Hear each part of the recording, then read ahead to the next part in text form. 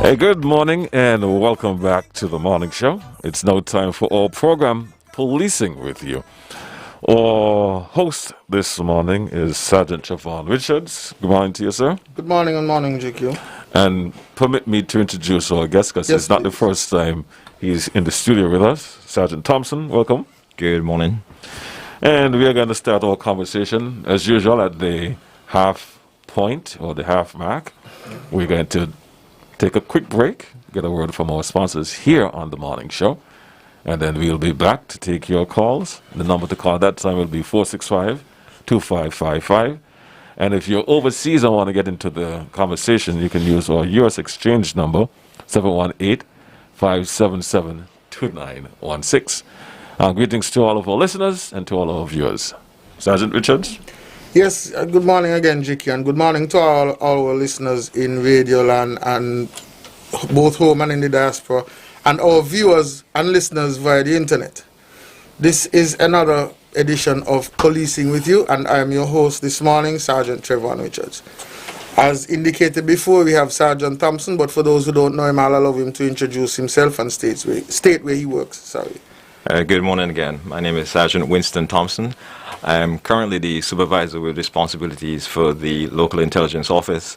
As one of my many responsibilities. And this morning, I will be interacting with Sergeant Richards, letting you know what it is we do at the local intelligence office. Yes, GQ. The intention for having Sergeant Thompson here this morning was that when you mention local intelligence office, not many persons in the general public know of that office within the police force or know what the office does. So we brought Sergeant Thompson as the person in charge to come and kind of sensitize the general public as to what his office does. So to start the ball rolling in a manner of speaking, Sergeant Thompson, what is the mandate of the local intelligence office? All right, so the Local Intelligence Office, or LIO, which we call for short, it started operation in April of 1996 with a mandate to collate, analyze, and disseminate information on crime within the Federation. Now, in other words, what we're responsible for is collecting all the information on crime that is recorded by all stations and departments, and then we will examine that for any discernible patterns, and then we'll provide our findings in various reports, whether statistical charts or tables. We provide that both internally and externally. Right. Okay, so as the main agency responsible for data collection, how can you say that the process of recording information in the police force has evolved over the years? Well, over the past couple of decades, the data collection process has evolved to address the policing strategies as well as to meet the needs of partner agencies. In the past, all of our information was collected in logbooks and diaries, and it is difficult to find that data, to search through it, and to produce data in a timely manner because of those how it is recorded in those logbooks and diaries. When the LAO was introduced, we changed how we were doing things in that we started using forms. These forms would then capture the bulk of the crime information on what we call incident forms, crime report forms, and custody record forms. And the forms made it easier for us to find the data because with the form you can go to that place to find that information or go to this place to find that information. Correct. Whereas with the logbooks you have to reach an entire entry to find that one little piece of information you're looking for. Right. And so logbooks go back as far as... right. Yes. And you would have to search for 1 year, go through several logbooks, depending on how big someone writes in the logbook. Indeed. Right. So after we started using the forms, we also then, in tangent with that, started to capture some of that information on a computer system. But we were using off-the-shelf software like Corel, if anyone remember what Corel is. That came out before Microsoft Word, and then we started using Excel. And then about 2 years ago in 2019, we started using a tailor-made digital record management system database, which we call the CMS, short for the Crime Management System. The changes have allowed us to look at how we collect the data, how we analyze it, and allow us to add more data to our database. Initially, we were focused on crime reports, or the major crimes. But now with the database, we can look at all recorded incidents, so we can have a better idea of what is happening in our communities. So when you say tailor-made, the CMS is tailor-made. Is it specific for the police force, and if so, any specific area in the police force or the police force in its entirety? Well, tailor-made in the sense that we met with developers and we told them specifically what it is we wanted, based on the forms that we were using, right? And similar to other things that other agencies, we look at what other police forces, because we do research, we look at what's happening in other places, and we said, okay, well, this is what we need in our database. And it's utilized by all departments within the police force, all stations and departments within the police force. Okay. So what sort of data does your unit find useful? Every bit of data is useful for us. Even how the call was recorded by the police is very important for us.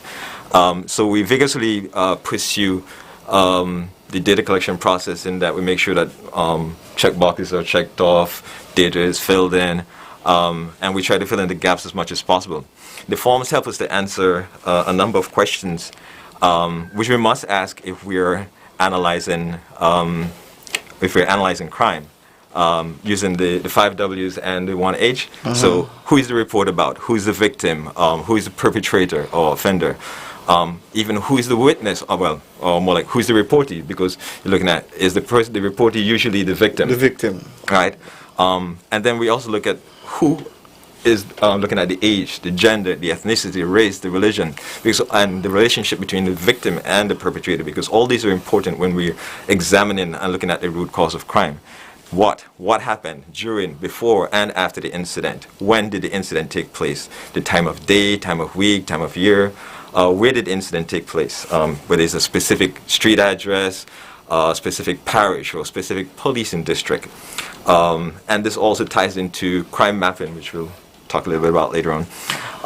Why did the incident take place? A very integral part, because if we're going to get to the root cause of crime and violence, we need to understand why these incidents or crimes happening. Are reoccurring. And we also look at how did the incident take place, the modus operandi used by the perpetrator, because this now ties us or links persons together by their method of operations. All right. Even looking at things like what did the victim do or not do that made them a target. All right. So that's some of the things we or some of the uses we have of the data. So in other words, you're saying then that it is extremely important that a comprehensive report is taken when the operator or the officer is taking a report from a victim. Yes. Okay. So now that we know that people play a big role in the quality of data provided, what would you say to the public regarding their cooperation in getting the right information? Because we have had instances where, you try to elicit information from persons calling or making reports. Yes. And there's some resistance or apprehension in giving certain information. So what would you say to the public about getting the cooperation and getting the right information from them? Yes. We appreciate that the cooperation we've had so far from the public in providing the data that drives the organization providing a better service. However, we require their continued support, and even more so as the organization takes this next step in its level of professional policing, where as we collect more data, so that we can examine the root cause of crime and violence. It therefore means we might ask more questions that may seem more personal, and a lot of it is not going to be new information. It's just that the avenue that we would have collected that is now going to be applied to all reports. For example, with our crime reporting system, we would have asked certain questions, collected certain biographical information for crime reports, whereas incidents, which is the normal minor crimes or so to speak, minor crimes, we would have only collected just the preliminary information and not all of the information. So we're now applying that to all reports, because we found we're missing out a huge gap of data that will explain things to us, especially when we're looking at domestic related reports. So we lost my train of thought there. So yeah, so we're looking now for the continued support of the public to, when the officers are asking questions, and like one of the things that's going to be new maybe to some persons is that we're going to ask persons to identify themselves with some sort of photo ID. Right. Right. Yeah. That's it. So basically, then that they persons have to understand that we're not asking these questions just haphazardly or willy nilly. No. There's a reason why we need this information. Yes. And yes. So how, having collected all of this data, how then is the data used as information to become useful for police operations and crime fighting? Right. So the data drives operations, especially when we're looking at the data, even for the obvious bits of information like where the crimes are happening, when are the crimes happening, what types of crimes might be on the increase. And this drives a reactive measure or proactive measures where if we see a spike in a particular type of crime in a particular area, we then reallocate our troops to address that arising or emerging issue. Because we have limited manpower resources, we have to, to some extent, even predict, and that's one of the things about the data will allow us to help to predict to some extent, looking at historical data of what happens in an area, a particular time of year. For example, around, say, Carnival or music festival, we might see a normal increase in a particular type of crimes. So then we would then reallocate our manpower resources to address the types of crime that we know usually happen around that time of year.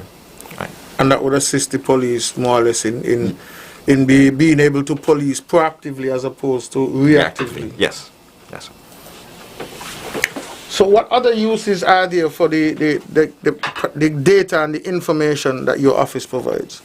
Right. So the data, as we said, is consumed internally and externally. Internally, we provide data on a weekly basis. We do monthly, quarterly, annual reports. We also provide statistical data to our partner agencies such as the Statistics Office, Tourism, Gender Affairs, to name a few. We also provide to our regional and international partners such as the RSS, OSS, OECS, OAS, UNDP, and sometimes we get requests from embassies asking for crime data. Also, there are academics, persons in higher education that also request our data. And I know at least one person who has gotten their PhD using the data that was provided through our offices in both St. Kitts and Nevis. So in other words, we more or less, we collate the information and then we disseminate it, yes? Yes. However, only the Commissioner of Police can authorize the release of that sort of information. Correct. Yes, all requests for data goes through the office of the Commissioner of Police, and they can simply search whether they want to write a letter or an email to his office. He would then forward that request, because we have to keep track of what requests are being made and for what purposes the requests are being made.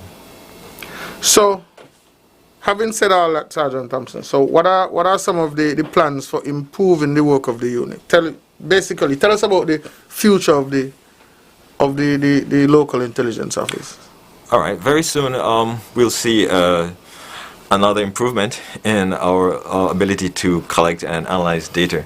On another program where it was spoken about the Carry Secure project, which is sponsored by USAID and UNDP. And this is a project which will provide the regional police forces with a crime case file management system. Rather than just a database now, it's a crime case file management system where you will be able to track reports from the time they're initially made at any particular station to when the matter is disposed of at court. Currently, this is the information is in different segments or silos within the organization. So with a database now, we'll be able to put all that in one place so we can easily track the progress of those reports. We would also benefit from crime mapping, which would be embedded within each report. So in each report, you'll be able to see a map of where that incident or crime took place. And this will significantly help create visual aids for not only the managers, but also the frontline officers to create the visual representation of where crimes are so that they can see it for themselves and say, okay, well, I saw last week this is where these types of crime, or in the last couple of weeks these are where these types of crime, and they can better patrol their districts. And the organization has also benefited from crime analysis training and equipment being donated by our partners from USAID and UNDP. And this now would also help the LAO to develop the products that we're producing for the organization and the public as well. And very soon it may be rebranded as a crime analyst unit. So you're saying that you're an integral part in assisting to future-proof the police force then? You can put it that way. Sergeant, if I can put it that way. Yes. Is it okay for me to take a break now? Yes, All right. by all means. We'll You have take to a pay some bills. Of course. So we'll take a break, get a word from the sponsors of the morning show, and we'll be back with more of you of Policing with You. The lines will be open, 465-2555.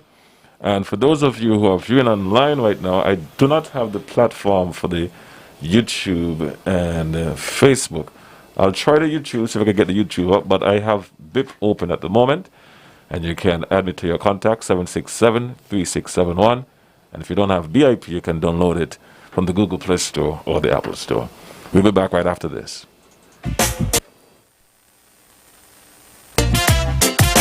At Nature's Discount, the herbal store on 4th Street, we provide herbal supplements for all your needs. Blood sugar, blood pressure, prostate, liver, heart, kidney, and more. Oils, pure herbal teas, wholesome vitamins, healthy foods, alkaline water, bodybuilding supplements, weight loss and sexual health supplements, even hair and body care products. We support the natural health of the whole family. Get healthy naturally. Call us at 662-5447. Like us on Facebook. Nature's Discount Nutrition Center. Your get healthy, feel wealthy people.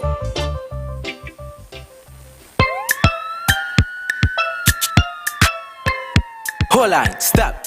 Think about the drink before you take a drop. Read up on the label on the back. They say sign sugar, low and fat. But don't be fooled by that. Drink some water, share some love. Tell your body you're sweet enough. Drink some water, share some love. Tell somebody you're sweet enough. Drink some water, share some love. Tell your body you're sweet enough. Drink some water, share some love. Tell somebody, yeah. This message is brought to you by Lake Health and Wellbeing.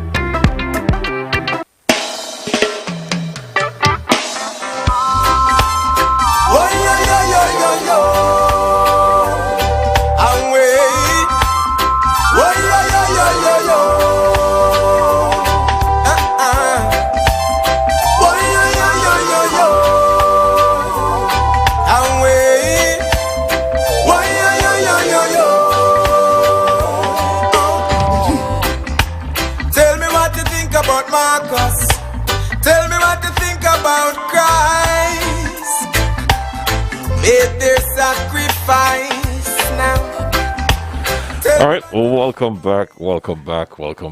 Like I said before, the lines are now open, 465-2555. And for those of you overseas, you can use our exchange line, 718-577-2916. Sergeant, want to go straight to the phone line? Yes, please, by all Can I means. ask you guys to put on your headphones and let's take our first caller for this morning. Good morning, you're live.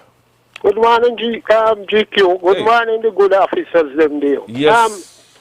You have two sergeants there, right? Yes, two sergeants. Yeah, the new one, the ones that don't come often. A question to him. So, we want to know why these cameras in the around Bastion, outside the Bastion, why is it they working? Is the amount of nonsense going on? Why is it these cameras are not working and you all engine updating it? One more thing quickly. We want to know why ACP Mitchell and Miss they call the lady deal. The forensic lady, what's your name deal? Officers, where the forensic lady name? Mrs. Director Marshall. Miss Marshall. Why is it they cannot come on a show? Why? Why you all keeping them away from the program? These is people dealing white collar crime. She deal with forensic, deal with all the criminal cases in the country. Why is it they're not coming often? The public is not supposed to asking for them. It should be a rotation in the different departments. Well, it look to me like everything in sync it's become friend business. Have a good day, GQ. You too, my brother. And on a point of clarification before you go too far, Mr. Marshall was here on the last Quite program. recently. As a matter of fact, the program before this. Yes, and with her second in command, Mr. Challenger. So as it relates to rotation, I think they're doing a pretty good job at rotation. So we had Miss Marshall last time on the program, and today we have Sergeant Thompson. Anything else you want to address that he made reference to? He spoke of the cameras, a number of things he spoke about. Right. While that is not in my field, I can draw that to the attention of the officer who was here a couple of weeks before, who addresses that. Okay. All right. What about you, Sergeant? Anything you want to address that he raised, or that's good for you? No, I think Sergeant Thompson did Okay. well enough. Let's go back to the phone line. Good morning. Hey, good morning. Hey, buddy. Good morning to the two sergeant. Yes. Good morning, sir. good morning. Morning. I was here listening, and I must say I'm very impressed. I'm very impressed with Sergeant Thompson. He was very comprehensive. Also, the line of questioning from my good fellow sergeant there, the next sergeant. What's his name again? Chavez? Richard. I couldn't remember Richard. But through Sergeant Thompson, Yes. it shows basically how agency depend on other agency. And you spoke about the line of questioning. And I believe one of the problems, especially coming from the general public, some of the officers, they just don't know how to deal with the general public. And that is something is lacking. So my question to you, what's the intention, or what is going forward in terms of the officers? Are they are being trained to the way of the line of questioning, how they deal with the general public? Because that can go a long way. If you operate the general public a certain way, you're not going to get the vital information that you need, especially for your unit. So I would like to know what is the way going forward in terms of training, especially for the officers who will be going to the general public seeking information and vital information now that your system have changed and you're modernized. So that is my question to you, and all the best in your future endeavors. Thank you very much. Have a good day. Thank you. All right, very good. Now, we did identify the need to have retraining, even though some officers may have had a significant number of years in the organization. From the new recruit to the oldest of officers, everyone would have to go through that training, not only how to use the new database system, but also the rationale or the reason why we need to collect the information so that they can better be able to get that information from the victim or whoever it is making the report. Because if they don't know why it's important, they won't buy into it, and they won't try their best to collect that information. So yes, we will have to retrain everyone. All right, before we go back to the phone line, I have a question here via BIP. This question is for you, Sergeant Thompson. How long the information stays in the database? Is it by case, once they're solved, they're removed, or is it indefinite? We don't throw away data. Data is so valuable. We don't throw away our data. Apart from what the court says that we would have to get for, and that's on a different avenue. That's more, the only data that we discard are what the court says we're mandated by law to discard. And that would more like be in the Criminal Records Office. But for the Local Intelligence Office, it's about police intelligence, the data we collect in our day-to-day operations about what is happening in our communities. Right? Okay. Let's go back to the phone line. Good morning, your life. Good morning, GQ. Hey, good morning, Dumpling. GQ, I have problems with the police them in the driving, like patrolling, right? After the eligible lady, something happened to her, caused by the Chinese, by some of their place by Uncle P, which is by Kapia Ali. And I tried to stop the police, that he could try to say that if he could call wherever or wherever. He put the glass up and he just staring me and then he drive off. I know that long time police, they need to put the police them to patrol, walking, because when they're in the police van, police car, and you're stopping them, they go up the glass, they ain't got on the glass. So if you put out your hand to stop them, they just cast the eye and watch you, and then drive up. They know what you're calling them for. Eh? And I do not like that, because the long-term police, they used to patrol, and if you stop and ask them a question, they listen to you, they will say, well, okay, A, B, C, D, go right to Z. But these here ain't stopping at all. They're just going full speed, picking up the people, them who's the friends and so, and noticing poor black people. They need to do something with these young police who are driving the vehicles, and that's why make all them vehicles are put up and up the camp. I ain't like it at all. Put them on the foot and put the van them inside for in the night to patrol. I don't like that they're assisting people. They're passing people street. This is Dumpling. All right, Dumpling. Sergeant, I'll let you address that before we continue. Well, GQ, I want to thank the caller very much for their input. I can't say that I can speak specifically to the incident she's making reference to. However, I accept what she said, and I will pass it to the information to the relevant persons so that the matter can be looked into and addressed. Okay. And if you just turn on your radio, we have as our guest this morning Sergeant Thompson from the Local Intelligence Office. Local Intelligence Office with us this morning. So if you have any questions pertaining to that, you can always call in. Of course, we know it's policing with you, and we will take your questions and concerns regardless. This person is asking, as it relates to getting the data, they understand that Sergeant Richards said you have to make a request to the commissioner. Does that relate to, as the person is putting it now, to getting information in terms of update on certain crimes? Because they're saying that they're hearing about incidents happening, but they're not hearing about the turnovers in terms of was it solved, was the person prosecuted, where did they go to get that information? Well, Sergeant Thompson, you want to address that? If they want to know about a specific case, then that is different to looking at our solvability rate, which is usually produced in the statistics that are produced annually. You would see we usually produce a comparative of the current year and the previous. Usually put 3 years together. It will show you what is the solvability rate, as well as whether or not there was an increase or decrease in those 3-year comparative. Okay, I hope that's clear for that person. If not, they can always send another message. Let's go back to the phone line. Let's try this one. Good morning. I'm glad you get me. Hey. Yeah, good morning, Commissioner of Police. And Sergeant. Good morning. And Mr. Thompson, good program as usual.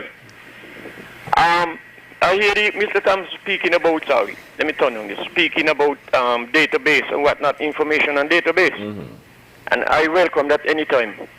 But you got some police, when you go make a report about certain things, they write down the information that you give them, and when you turn your back, you don't know what they do with it, because nobody does hear from them about no courts and nothing. That is one. And Mr. Thompson and Sergeant Edwards, whatever it is. Richard, yeah. I would like you all to invite the #1 Commissioner of Police on this program. Because a lot of things happening out here, and we need to ask the questions about these things, because he ain't come like he doing nothing. That is the way I look at it, and a lot of people complaining to me, they say they don't know what he's doing. I know you all cannot speak everything for him. So let him come and sit down in the chair where you all are sitting and answer for himself. Thank you very much, gentlemen. Sergeant Richards? Well, thank you very much for that caller. As it pertains to the Commissioner, GQ, well, the Commissioner is at the helm of our organization, and the Commissioner is quite vocal and quite public when he needs to be. He attends, there's a program on Thursday evenings with the Leadership Matters that the Commissioner is on quite often. The Commissioner would put out press release, and as the Commissioner of Police, he doesn't have to come himself. so he can designate persons to disseminate information on behalf of himself and the police force. So as it pertains to the commissioner, the commissioner doesn't have to be the one putting out information for the police force. So long as he designates someone to do so, then he'll do so. Okay. Let's go back to the phone line. Good morning. Yeah, good morning, GQ. Yes, good morning, Kash. And good morning to the two sergeants in the studio with you. Good morning, good morning. I've been listening a while, and I hear you all speaking of getting information. You all could only get information and assistance from the citizens. I went to the assistance of an island constable, and by accident, when I talking about wear mask, complying, wearing of mask, sanitizing and them things, right? An island constable was carrying out his orders. And an English couple fuse, and because the man decided that I can go in the supermarket, they charge this man. I didn't know how to go to this man's assistance. He so happened to discharge, he can't stop pepper spray. Catch me flushing my eye. From the 1st of July unto now personally, and the said dead incident took place. They got my name and my number, because I give it to the island constable. And I'll tell you the truth, right? This thing here is unbearable. I losing my eyesight. Not even glasses I could get. I can't get medication from my eye. I've been to from the bottom to the top. When I say top, I mean the extreme top. And all I've been told that the matter has been investigated. There are 2 cameras on the outside of the Chinese supermarket where the incident took place. The incident took place in the middle of the 2 cameras. And you're telling me today they're investigating? What's there for them to investigate? All they have to do, and I don't tell them already, go to the Chinese supermarket and demand the footage of what took place that said the 1st of July. That's all they have to do. But no, I'm trying to forget what I've been through with the police and saying it, right? And I just can't. When incidents like these still keep coming up, I was arrested for selling my own food, my own ground food in this country, 1991. When this incident took place, right, I was on the verge of exporting the same ground food out of the same land, and I'm still going to these kind of things. What must I do? What must I do? Until I've been from the bottom to the top, my smells like she want to see me. You should know who my smells is. I believe she's Diane. I either Miss or Mistress. She like she want to see me. Why you tell them playing a kind of game with me? I don't talk to Comwell Henry. I mean, who else could talk to? But if I in problems and I ask civilians for assistance and we refuse, we could be arrested and charged. And when we come help I, this is what we're getting. This is what we're getting. By the man created Jah. Good morning. Enjoy the rest of your day. All right, thank you very much, Carla. Any response to him? Well, again, he would have indicated that he's been to several persons within the police force. Again, GQ, I can't speak to the incident. However, if the incident is being investigated, then he's been to persons who outrank me. So all I can advise him is to return to them to find out what the status of the investigation is. Okay. You can try to pay attention. All right, let's take this next call. All right, we lost that one. Let's try this one. Good morning. Yeah, good morning again, GQ. Yes. Richard. Yes, good morning. Let me show you something here. A chief of police must be, he must be vigilant. The chief of police works with the public.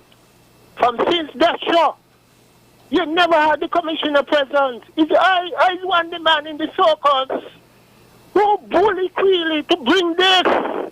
Because we at the circles realize that this will be important to deal with what's going on in the community all of a sudden. So he have to come and culture is right. I support it. I hear the shushuing. Nobody's supposed to tell a commissioner that.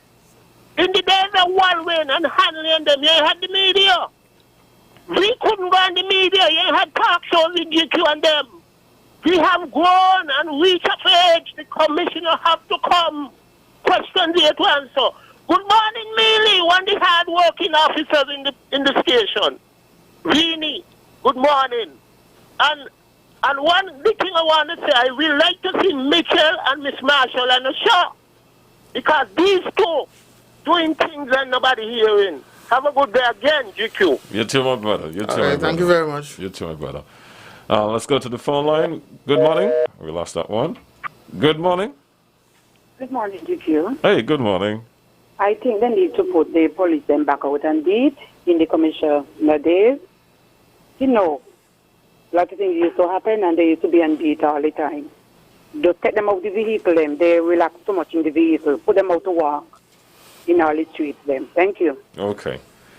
Here's another question for you, Sergeant, and, well, both of you. Maybe you can, or maybe you can't.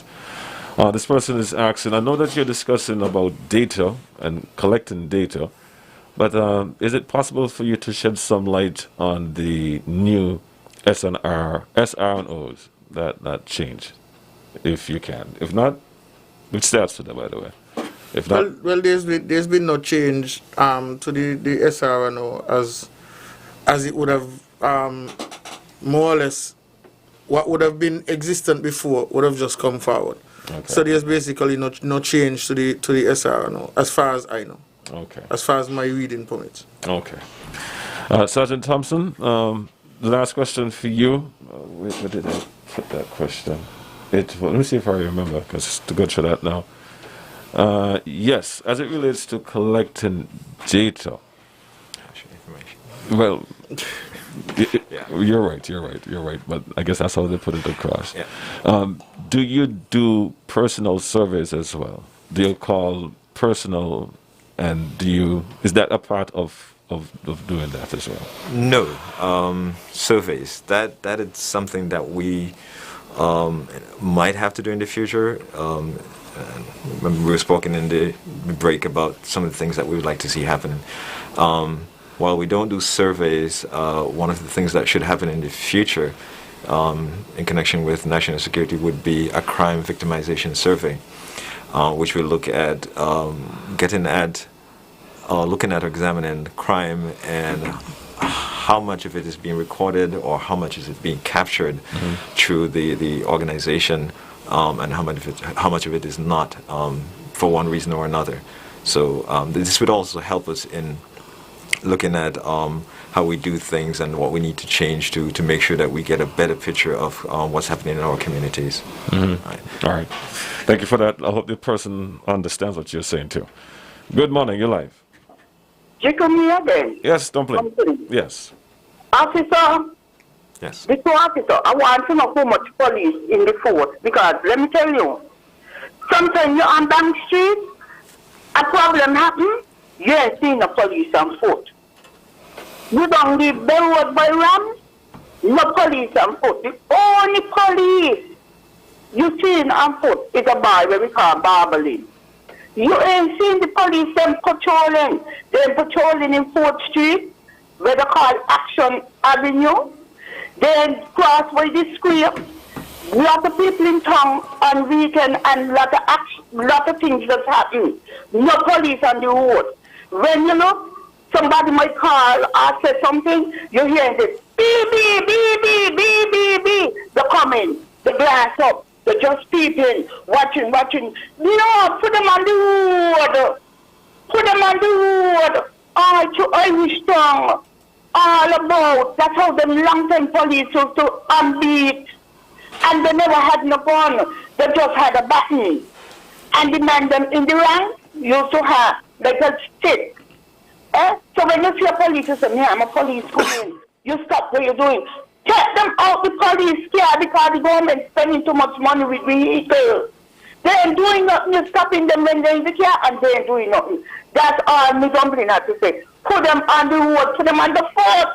Put them sometimes when I was small, I show alley. When you look, you feel like somebody breathing on you. Police, they're coming through patrolling all through alley. What these here doing? Just getting the taxi and driving the vehicle and mashing them up. Put them on the foot, on the road. Too much things that happen in town on a weekend time and no police on the road. Not one, only Barbelin. See you, GQ. All right, Dumpling. All right, so we're going to wrap up the program now because let's take our final call. Good morning. Yeah, GQ, sorry to come here when you're wrapping up. But I just come in to say this. Since you, GQ, is the Commissioner of Police, you need to go on the radio and address the nation with all these problems that been reporting on talk shows every day with these ignorant, foolish people got the motorcycles handle up in the air and knocking down people, and people got to trash back. And when you talk about them, they're giving you word and threatening police. When one woman police tell me she stop one of them on the motorcycle, and he tell her if she come anywhere, he will run punch she. All the kind of foolishness. That's why he need to come. You need to come on the air as Commissioner GQ and address the nation. Tell them it is time for the police to hold the bull by the hand and let them people who decide to break the law, offend the law. We ain't standing for that no more. We're gonna deal with you. Deal with I and I. You need to stop them stupidness, man. Thank you, GQ. All right, man. Okay.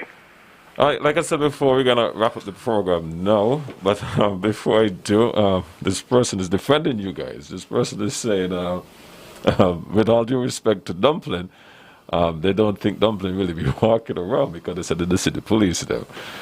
So they said Dumpling must say that they love you, but Dumpling is a police on beat and they see the police there.